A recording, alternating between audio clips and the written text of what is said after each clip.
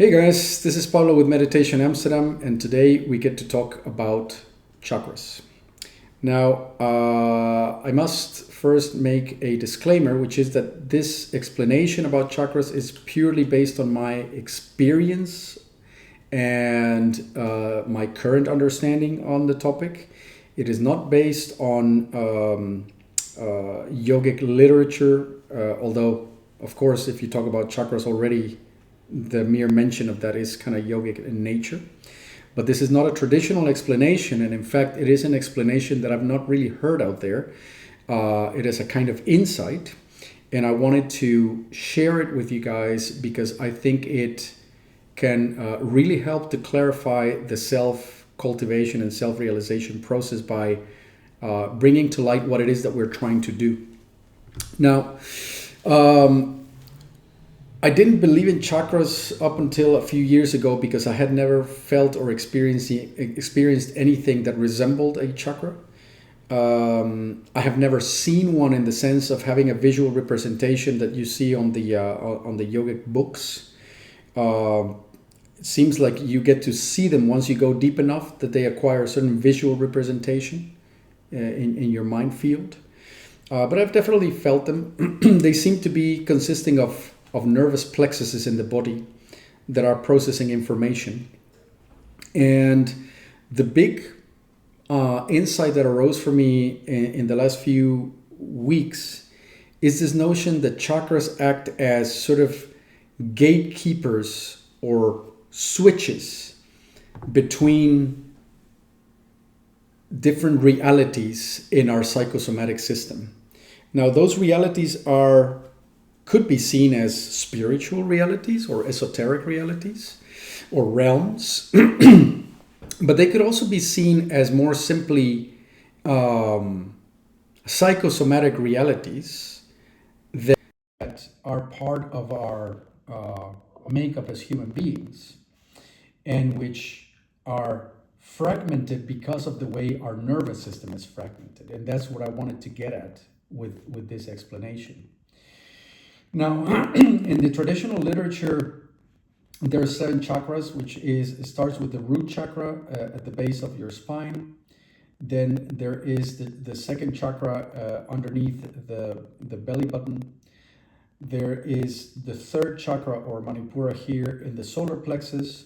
You have Anahata, which is the heart chakra. You have the throat chakra. You have the third eye, and then you have the crown chakra.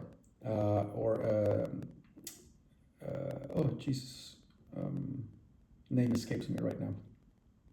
The crown chakra, which is the divinity or your connection to divinity. Each of them, which is claimed to have a function of its own. All right, so connection to divinity, your real self, the speaking your truth or processing your truth.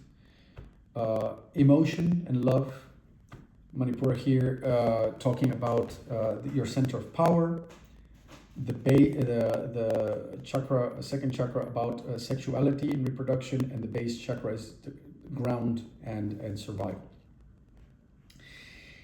And normally they are seen as in charge of those functions.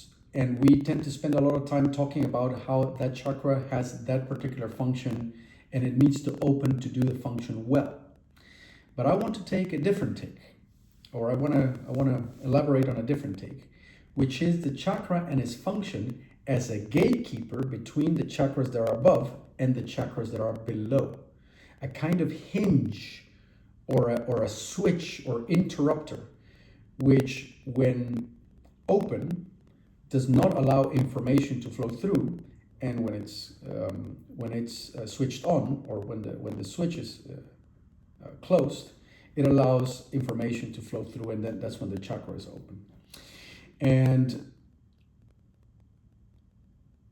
that is to say, when a chakra is open, when it has bloomed, it allows the information between the chakras above it and the chakras below it to become seamless, because we have reconciled those worlds. I'll try to give you an example. Say that we have the throat chakra. Now, what does the throat chakra stand between? It stands between our mentality and divinity and our physicality.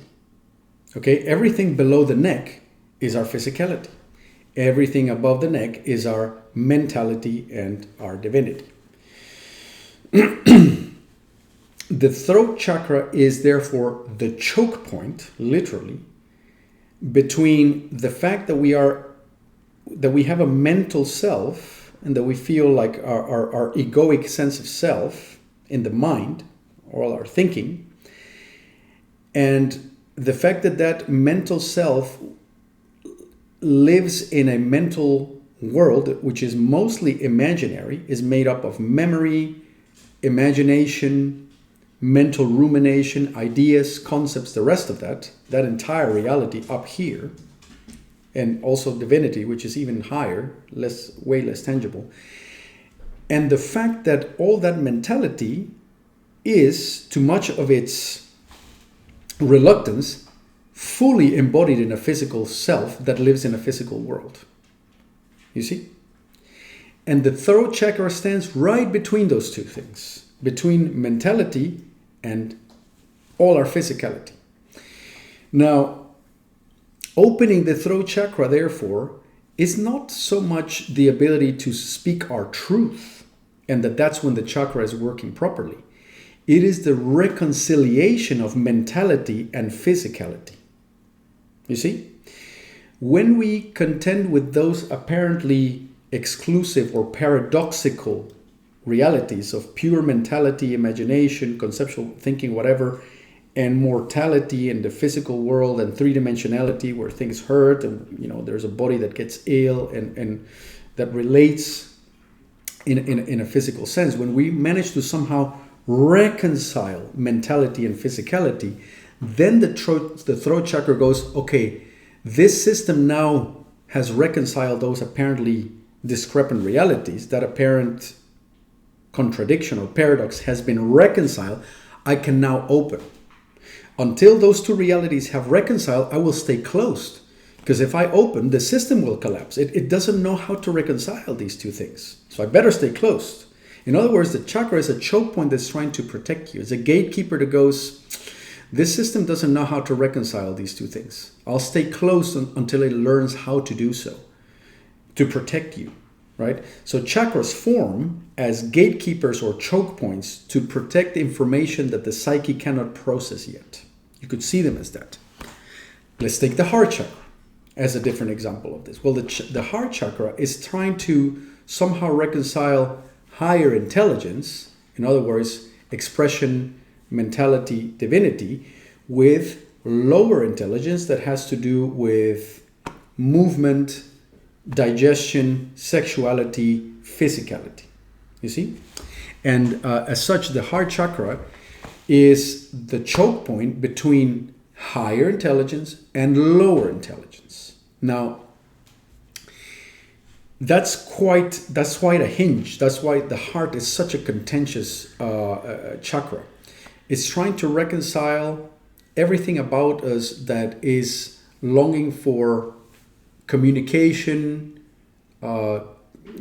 connection, empathy, morality, all these elements that have to do with higher intelligence and higher aspirations, and is trying to somehow reconcile them with elements in us that have to do with base appetites. You see? And so it's a hinge between those two worlds.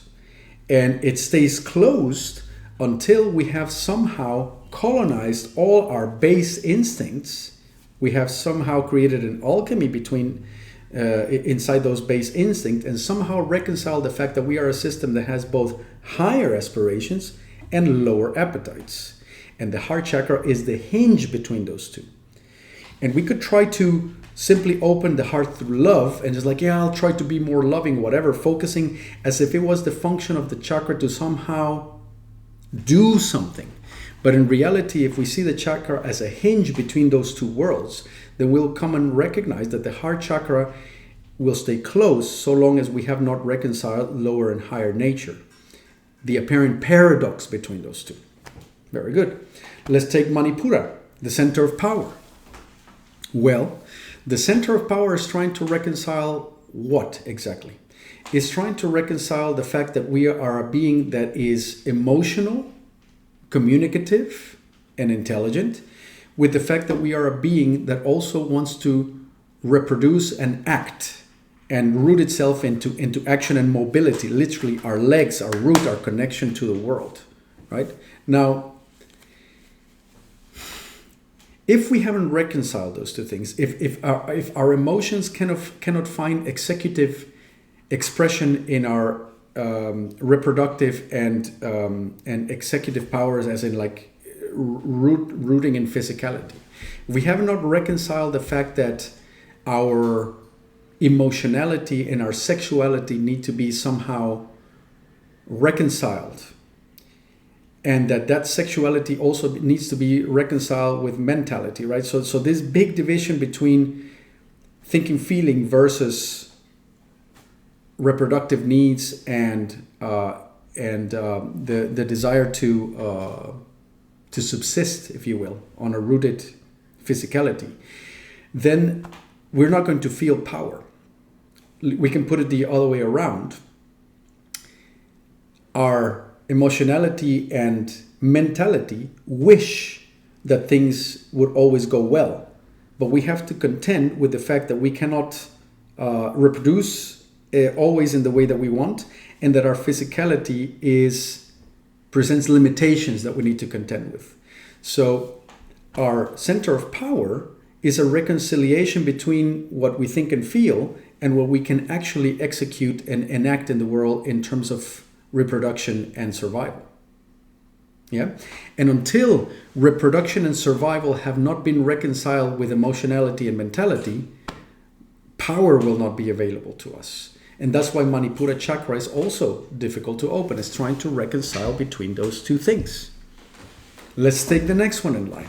We take the second chakra, the chakra to do with sexuality. Well, sexuality is the reconciliation between the fact that we have the ability to act, the power to act, the power to feel, the power to express, the power to know, and the fact that we have to contend with physical reality.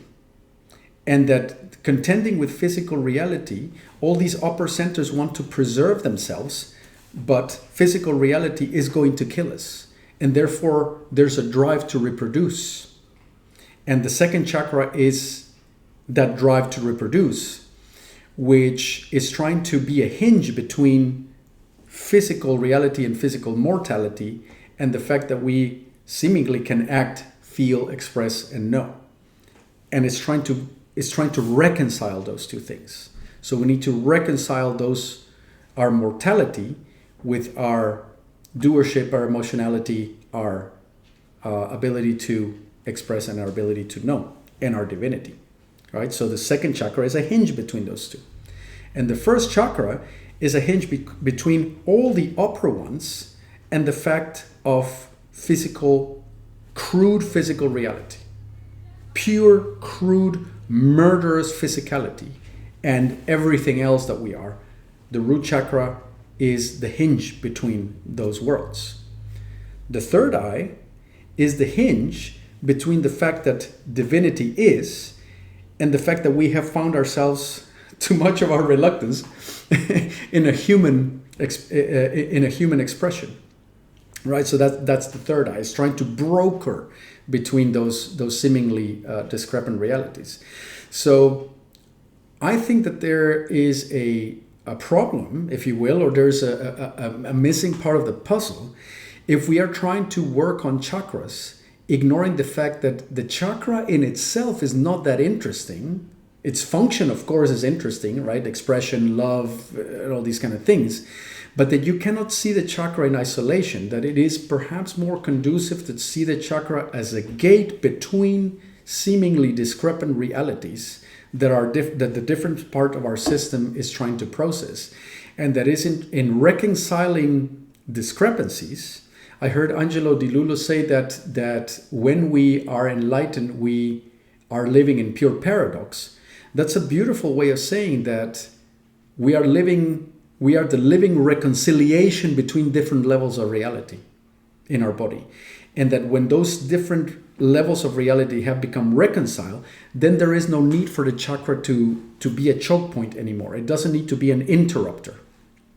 It doesn't need to gatekeep anymore. It can open and let those two seemingly discrepant realities dance with one another or become a single thing, because we have reconciled those realities that the chakra was being forced to separate, lest we face a kind of psychosis, right?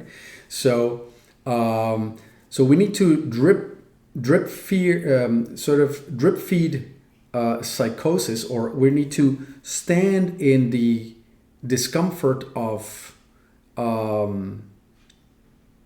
what you could call paradox, to the mind that feels like cognitive dissonance. We need to stand at the edge of cognitive dissonance all the time to have those different levels of reality meet.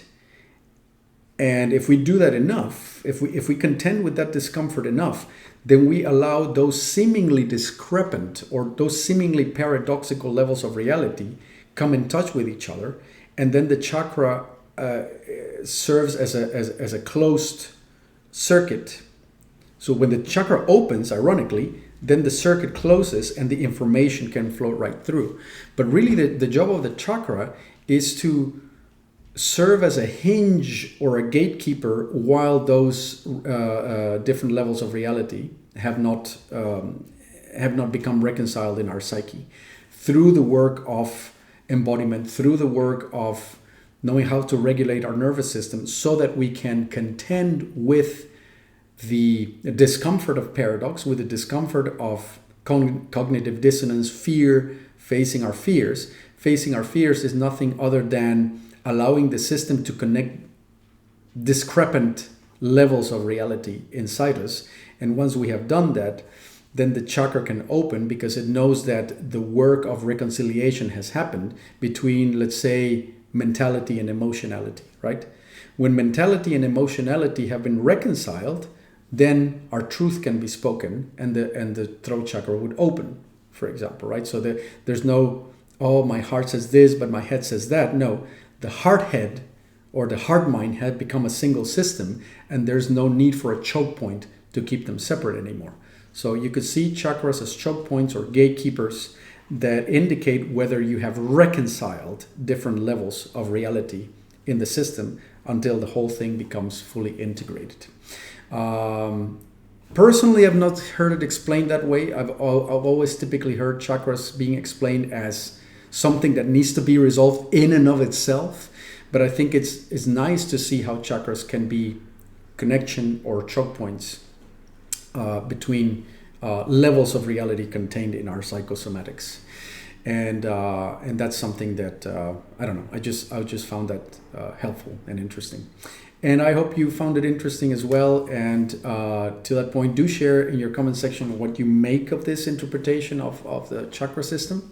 I try to make it as non-esoteric as possible because, well, I think it's nice to understand it that way. And as usual, if you think that these videos are interesting and might help others, then your liking, sharing, and subscribing is very motivating, and it makes the content more available out there. So thanks to all who listened all the way up to this point, and I'll be back with more videos pretty soon. Cheerio and bye-bye.